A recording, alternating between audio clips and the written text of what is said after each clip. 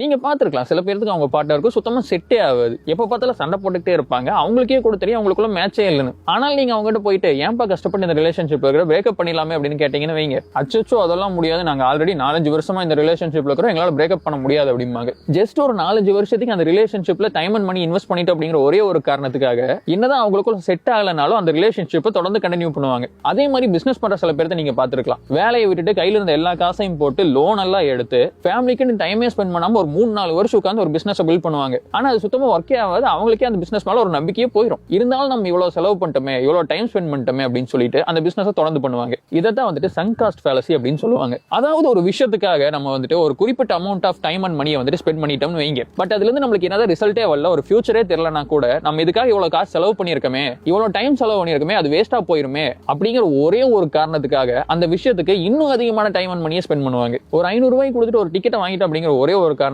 என்னதான் படம் நல்லாவே இல்ல கேவலமா இருக்கிறதுனால அந்த படத்துல உட்காந்து வர மாதிரி ஒரு 350 ரூபாய் போட்டு ஒரு பர்கரை வாங்கி அது என்னதான் வாயிலே வைக்க முடியலனாலும் ஐயோ காசு செலவு பண்ணிட்டோமே, எப்படியாவது சாப்பிட்டுருவோமே அப்படின்னு சொல்லி சாப்பிடுற மாதிரி. இந்த இடத்துல நீங்க கவனிச்சு பாத்தீங்கன்னா அதை நீங்க சாப்பிட்டீங்கனாலும் சாப்பிடலனாலும் காசு வேஸ்ட் பண்ணதுதான். அது வந்துட்டு தண்ணிக்குள்ள மூழ்கி போச்சு. அதனால உங்களுக்கு ஏதாச்சும் ஒரு எஃபெக்ட் இருக்குது, உங்களுக்கு நல்லது நடக்குது, நீங்க ஜெயிச்சிருவீங்க அப்படிங்கிற நம்பிக்கையினால நீங்க பண்றீங்கன்னா பரவாயில்ல. பட் அதெல்லாம் எதுவுமே இல்ல, உங்களுக்கே நம்பிக்கை கிடையாது, அதுல எந்த ஃபியூச்சருமே இல்ல. ஆனால் நீங்க ஒரு certain amount of money and time invest பண்ணிட்டீங்க, அது வேஸ்டா போயிடும் அப்படிங்கிற ஒரே ஒரு காரணத்துக்காக நீங்க அதை தொடர்ந்து பண்ணணும் அப்படின்னு சொல்லிட்டு எந்த அவசியமே இல்லை. அப்படி பண்ணும்போது இன்னும் அதிகமா தான் லாஸ் ஆகும். நம்மளுக்கு என்னன்னே தெரியாத ஒரு புது விஷயத்தை ஆரம்பிச்சு அதை தொடர்ந்து பண்றது மட்டும் தைரியம் கிடையாது ஃப்ரெண்ட்ஸ். அது ஒர்க் ஆகல அப்படின்னு தெரியும் போது அதை கரெக்டா புரிஞ்சுக்கிட்டு அது வேணாம் அப்படின்னு சொல்லி நிறுத்துறதுக்கு ஒரு தைரியம் வேணும்.